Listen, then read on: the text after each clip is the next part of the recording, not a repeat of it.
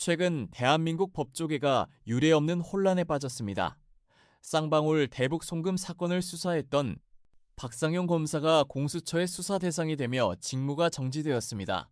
누군가는 이를 검찰권 남용에 대한 단죄라고 말하고, 누군가는 살아있는 권력에 대한 보복이라고 말합니다. 오늘 우리는 이 사건의 이면을 감정이 아닌 팩트로 하나씩 짚어보려 합니다. 우리는 오늘 그 해답을 찾기 위해 기록과 절차라는 기본으로 돌아가 보고자 합니다. 박상용 검사, 그는 이른바 윤석열 라인으로 분류되며 지난 정부부터 굵직한 수사를 맡아온 인물입니다. 특히 그가 맡았던 쌍방울 대북 송금 사건은 이재명 대통령이 도지사 시절 북한에 자금을 대납했다는 의혹의 핵심이었습니다. 우파 진영에서 바라보는 이 사건의 본질은 간단합니다. 수사의 결과가 권력의 정점과 맞닿아 있었다는 점입니다. 실제로 이화영 전 부지사는 1심에서 중형을 선고받았고 수사는 순조롭게 진행되는 듯 보였습니다. 하지만 정권이 교체된 지금 상황은 180도 바뀌었습니다. 수사를 하던 검사가 이제는 수사를 받는 처지가 된 것입니다. 수사의 방향이 권력을 향했다는 이유만으로 수사 주체가 바뀌는 선례가 남는다면 향후 우리 사법 시스템의 중립성은 어떻게 담보될 수 있을까요? 이 지점이 바로 우리가 우려하는 대목입니다. 공수처가 제기한 혐의는 소위 법 왜곡죄와 모해 위증교사입니다. 검사가 진술을 조작했다는 주장입니다. 하지만 여기서 우리가 냉정하게 따져봐야 할 팩트가 있습니다. 첫째, 의혹의 시작인 연어술 파티 주장은 구체적인 일시나 장소, 물증이 제시되지 않은 상태입니다.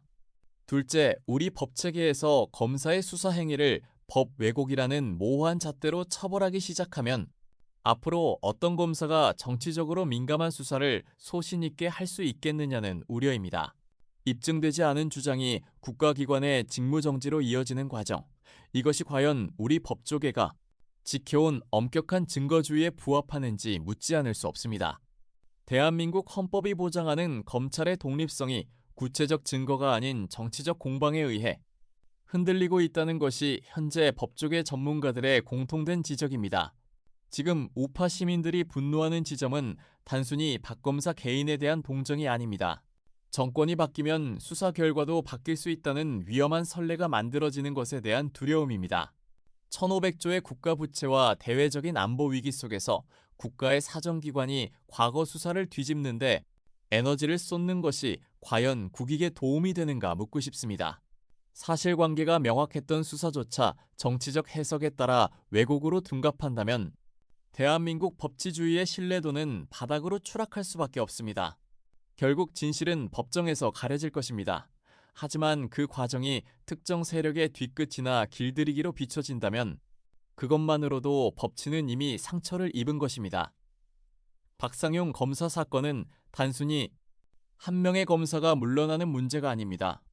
대한민국이 앞으로도 증거와 법리에 따라 작동하는 나라인지 아니면 권력의 향배에 따라 움직이는 나라인지를 결정짓는 시금석이 될 것입니다.